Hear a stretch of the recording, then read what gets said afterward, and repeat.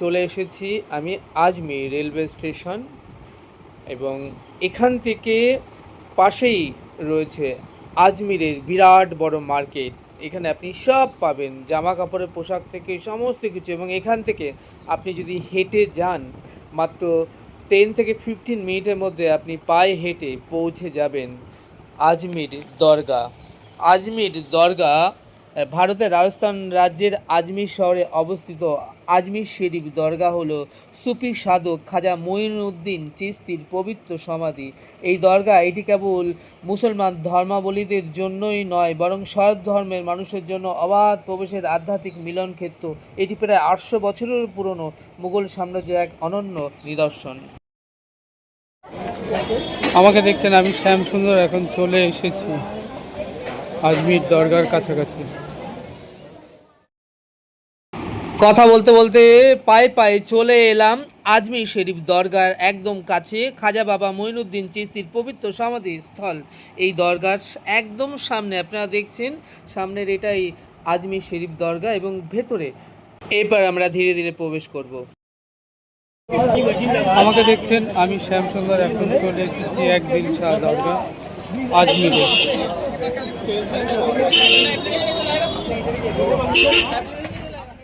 আপনারা এখন দেখছেন আজমির শরীফ দরগার একদম সামনে চলে এসেছি এবং দুদিকে প্রচুর দোকান রয়েছে এবং বহু মানুষ এখানে দরগার সামনে তারা এসে উপস্থিত হয়েছে, দরগার মধ্যে প্রবেশ করবে। এবং এখন চলছে রোজার মাস এবং একটু পরে ভেতরে ইফতার হবে। যাই হোক, আমরা ভেতরটা ধীরে ধীরে প্রবেশ করব। আগে প্রবেশের আগে আমাদের পাদুকা জমা রাখতে হবে, আর তারপর আমরা এখান থেকে ভেতরে প্রবেশ করে ভেতরটাও আপনাদেরকে ঘুরিয়ে দেখাবো। আমি শ্যাম সুন্দর আপনাদেরকে এখন ঘুরিয়ে দেখাবো আজমির শরীফ দরগার ভেতরটাও বিরাট এবং বহু মানুষ ভেতরে। জানি না ভেতরে ক্যামেরা বা মোবাইল অ্যালাউ আছে কি না, যদি অ্যালাউ হয় তবে যতটা সম্ভব ঘুরিয়ে দেখানো, যতটা সম্ভব হবে আমি আপনাদেরকে ভেতরটা সবটাই ঘুরিয়ে দেখানোর চেষ্টা করব। আমাকে দেখছেন, আমি এখন ধীরে ধীরে প্রবেশ করব আজমির শরীফ দরগার। আমাকে দেখছেন, আমি শ্যাম সুন্দর এখন চলে এসেছি আজমিরে এক দিল শাহ দরগা। প্রবেশ করছি আজমির শরীফ দরগায়।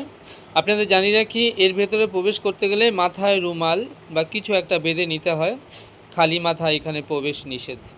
সেই মতো একটা রুমাল বেঁধে নিলাম মাথায়। এখানে দেখছি প্রত্যেকের মাথায় রুমাল বাঁধা রয়েছে। আর ভেতরটা আপনারা এখন দেখছেন এবং আমি ভেতরে প্রবেশ করে একজনকে জিজ্ঞেস করলাম ভেতরে মোবাইল বা ফোন ক্যামেরা অ্যালাউ আছে কি না। সে বলল যে যতটা আপনি অ্যালাউ হয় আপনি তুলতে পারেন। যাই হোক, একটু ভরসা পেলাম এবং ধীরে ধীরে এগিয়ে চললাম মোবাইল ক্যামেরাটা অন করে এবং একদম দরগার সামনে চলে এলাম। দেখলাম বহু মানুষ, হাজার হাজার মানুষ এই আজমির শরীফ দরগার ভেতরটা বেশ অনেকটা জায়গা জুড়ে ভেতরের পরিধি। আর যেহেতু এখন আপনাদের বললাম রোজার মাস চলছে, সেই জন্য মানুষের ঢল। আর প্রত্যেক দিন এখানে মানুষ রোজা করে এখানে ইফতার করেন এবং এখানে প্রচুর মানুষকে একসঙ্গে বসিয়ে খাওয়ানো হয়, ফলমূল যা যা সেগুলো। যাই হোক, এখন আমি যতটা সম্ভব আপনাদেরকে ঘুরিয়ে দেখাচ্ছি আজমির শরীফ দরগার ভেতরটা।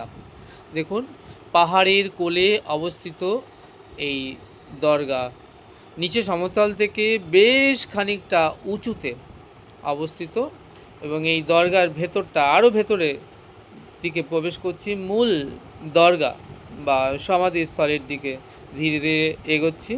এবং এখানে যারা আসেন শ্রদ্ধালু মুসলিম সম্প্রদায়ের মানুষ, তারা এখানে এসে চাদর চড়ান, ফুল দেন।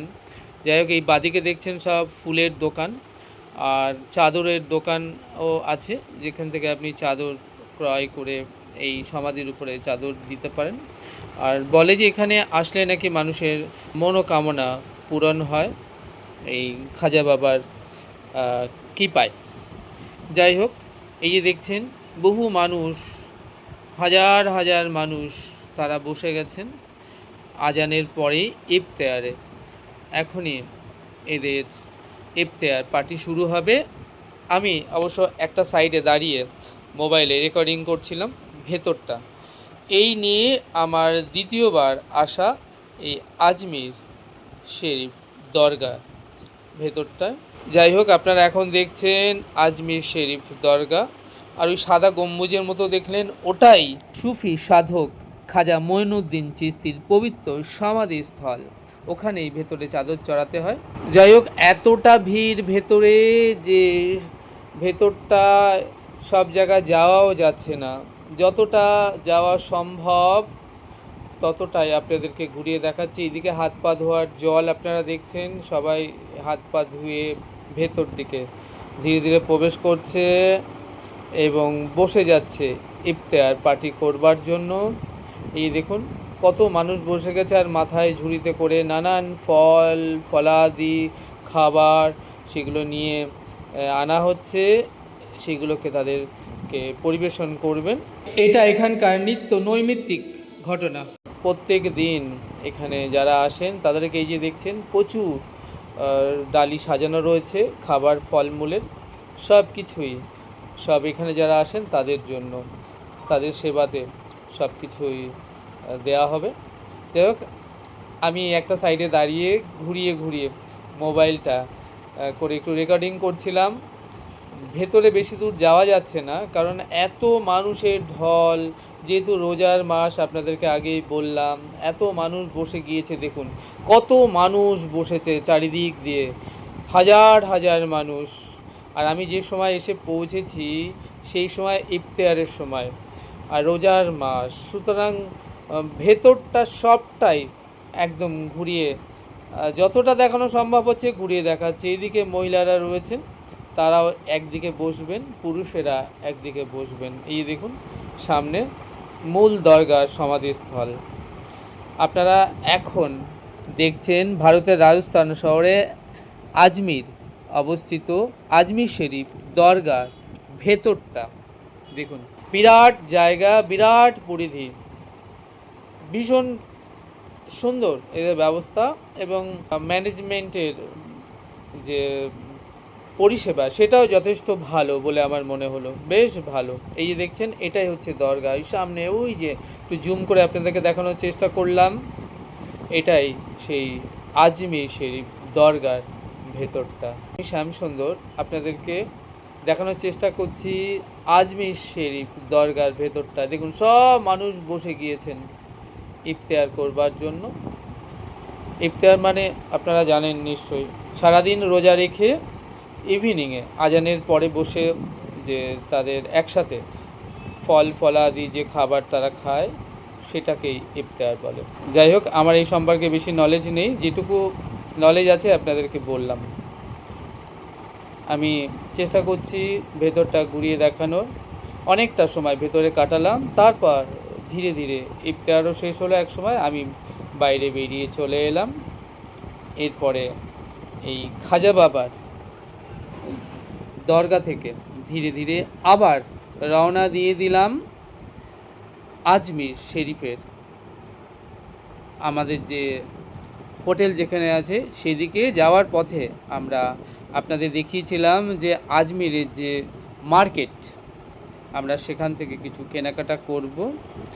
মেয়েদের লাগেজ থেকে শুরু করে কিছু ঘরের টুকিটাকি আরও জিনিসপত্র যেগুলো আমরা এখান থেকে কিনে নিয়ে আমাদের হোটেলে যাব।